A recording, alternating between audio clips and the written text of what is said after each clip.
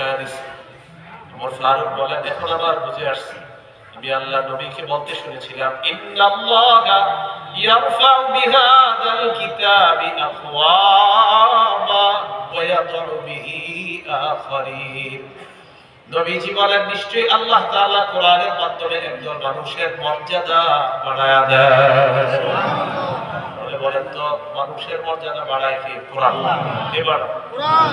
তাহলে যে ছেলেটা মাগরিবের পরে তেলাওয়াত করে, এই ছেলেটার মর্যাদা দিব আমরা, কারণ সে আল্লাহ তাআলা তেলাওয়াত করে, তাই তাকে বসাতে হবে, বসা তেলাওয়াত দিতে হবে। কিন্তু আলোচক যদি এখানে বসে যায়, ওর পাশে একটা চেয়ার দিয়ে ওখানে বসাবে, বাকি আমি থাকলে আবার ওরে এখানে বসে দিই। আমি যে কোনো আলোচনা থাকলে মাগরিবের পরে ওরে এখানেই বসে, আমি পাশে বসি, কারণ ওর সম্মান এখন বেশি। ও কোরআন তেলাওয়াত করবে, ওর তেলাওয়াত শুনতে হবে। ওই টাইমে কোনো চা পান টান হুজুর আদা খাবেন কিনা এগুলো বলা সম্পূর্ণ নিষেধ। বলা থাকবেন ইনশাআল্লাহ।